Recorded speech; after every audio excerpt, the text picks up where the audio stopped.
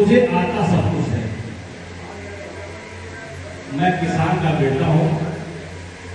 मेरे पिताजी आज भी गन्ना बोते हैं, खेती करते हैं। और जब बैल से हल जोता कहा जाता था कि बोले उसका हम उसकी जुताई किए हैं।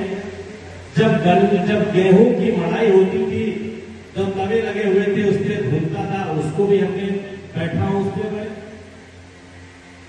धान भी कैसे लगाए ये भी लगा के देखा। मैं आता अपने सब है। गन्ने की स्थिति कैसे बिगड़ती है किसान भाई, एक झटके में गन्ने बोने वाले व्यक्ति का सब कुछ नष्ट हो जाता है। जैसे आज गन्ना तैयार है, आज अगर बारिश और आंधी आ जाए और गन्ना गिर जाएगा तो सारा गन्ना खा जाएंगे। जो चूहे होते हैं वो सारा गन्ना खा जाते हैं किसान भाई, जो बचता नहीं। जब किसान का गन्ना कभी आग लग जाती है तब किसान का गन्ना भी कहीं न कहीं जब आपको लेने नंबर आता है कहीं के दाएं बाएं झाड़ने का काम करते हैं। ये आज कर देंगे, कल कर देंगे, 2 दिन उसका चार दिन जाओ। आज स्थिति आती है, उस आज बेचारे गन्ने का बाहर भागना पड़ता है। तो ऐसी स्थितियां आके सेंटर पर मैं गया तो सेंटर पे मैं तो जानना चाहता हूं कि यदि सेंटर इंचार्ज आपका वहां पे है, सेंटर इंचार्ज के बाद सेकंड व्यक्ति कोई आपका होता है या नहीं, एक लाइन बताइए। होता है दूसरा तीसरा दूसरा आदमी होता है?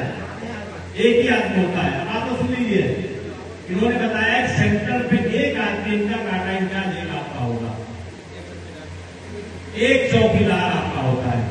अब आप बताइए, सेंटर पे किसान आता है तो उसको बैठने के लिए आप छाया देते हैं कि नहीं देते हैं? बताइए, छाया देते हैं आप लोगों को? नहीं देते। छाया मिलनी चाहिए कि नहीं मिलनी चाहिए? बताइए आप लोग। गन्ना मिलनी चाहिए, मिलनी चाहिए ना? तो अभी तक आपने छाया नहीं दी।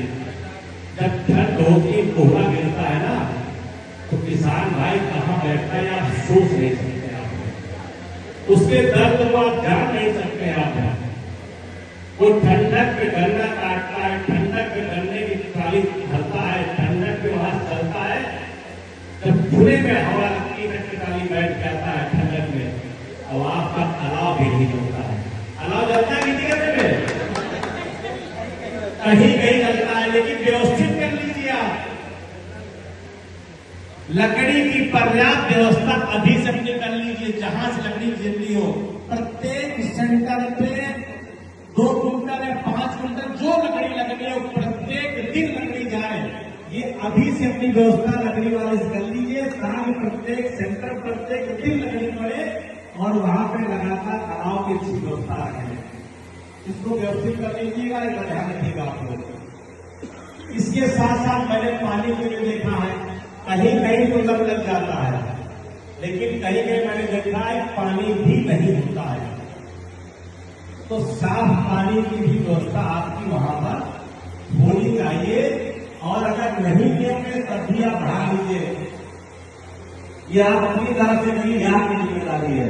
और कोई आप गरीब नहीं है, तो उद्योगपति लोग आप हैं। ये हमको कोई नहीं बताएगा कि हर शासनादेश में नहीं है, ये बिल्कुल नहीं सुनेंगे हम।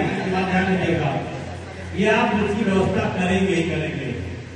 इसके साथ साथ